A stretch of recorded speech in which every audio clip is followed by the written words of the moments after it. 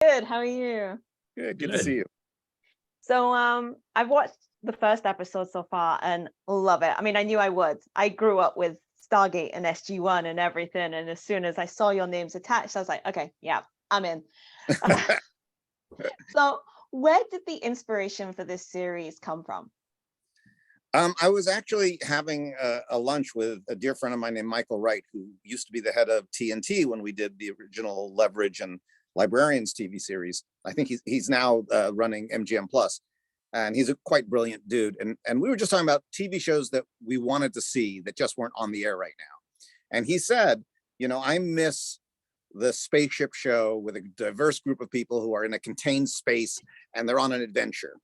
And I missed that too. And I thought, I never had the opportunity to do my spaceship show. So I started thinking, if I were going to do one, what would be my take on it? What would be the angle that I would want to tell? And then this idea came, well, what if you were to do that show, but all the people who were supposed to be in charge died in an accident? What if it was people like me who suddenly had to rise to the occasion, and any mistake I made had life and death stakes? And that got me really excited about it. And I wrote the first draft of this, and I ran it by Jonathan for his notes, and he gave me great notes, and I fixed it. And then I showed it to the Sci-Fi channel, and luckily they got it. They understood what we were trying to do, and they picked it up. And then I said, well, bad news, Jonathan, now you're stuck with me. You gotta get on board and make this show with me. Jonathan, I'm sure you didn't have any issue with that. No, not at all. I was like, I read the script, the script, and said, I'm there. So a bit like the rest of us of like, yeah, we're there, we're watching. Yeah. So I get sort of vibes of, The Expanse and Dark Matter, and how it's a space show, but it just happens to be set in space. It's a character-driven, story-driven series. How do you manage to keep it separate from all of these that have come before? Well, I don't think you can keep it separate from what came before. I think the mistake that people make is when they try to pretend like they're the first person to ever do the show. I think we acknowledge that we stand on the shoulders of giants, that there are people who watched the original Battlestar Galactica and the original Star Trek and Stargate, and so there's certain things that we don't really explain that we assume that from other shows. Like, for instance, in the opening scene, people are waking up from sleeper pods. We never explain what cryogenic sleeper pods are or how they work. And I'm sure there'll be some people in the audience who go, I don't know what that was. But there'll be a lot of people who are like, oh yeah, I saw that in Aliens, and I saw that in Passengers. And I said, so I think we accept that there was great work done before, and we nod to it when we can.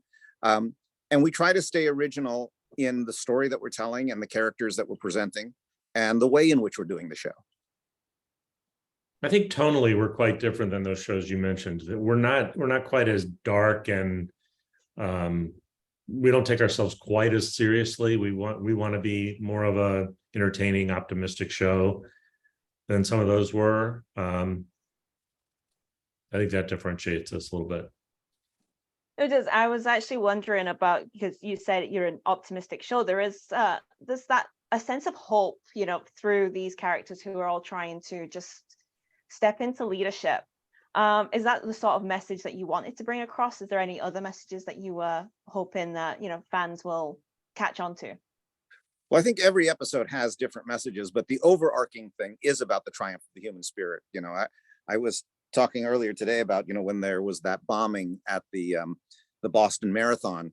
If you see the footage, the bomb goes off and people run away, but then like 2 seconds later, all these people run towards it because they wanted to help.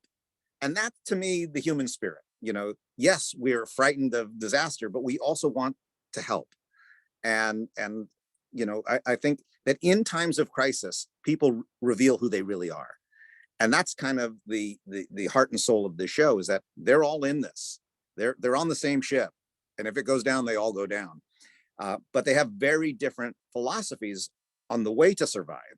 And will the differences of those philosophies make things worse or better? Yeah, Richard described it as Lord of the Flies set in space. That to a large degree it is, yeah. So with sorry, I just lost my train of thought while thinking Richard will along do the that to fly. people. That's right.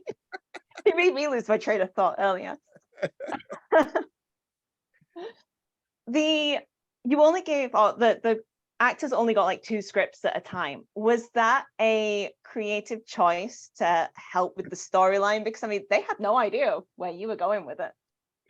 But it's a curse and it's a blessing to do that, and we decided to go with it for the blessing part. But the curse is they don't know some of their own backstory that gets revealed later, and we would have to tell them that. But we don't want, like, for example, we didn't want any of them to know who the killer was until the day before they started shooting that episode, because we didn't want them to tip it off. We didn't want just some subtle look to give that away. And that's true all the way through the show. The show's just got lots of twists and turns that we don't want the characters to see coming any more than the people see coming. I mean, than the audience sees coming. And you don't really waste much time in, like, right at the start, there's no exposition of, here's this group of people, this is what they're doing, this is why they're on this mission. We find it out as it's going on. Was that another choice? Was that an intentional choice for us to just get stuck in with the story?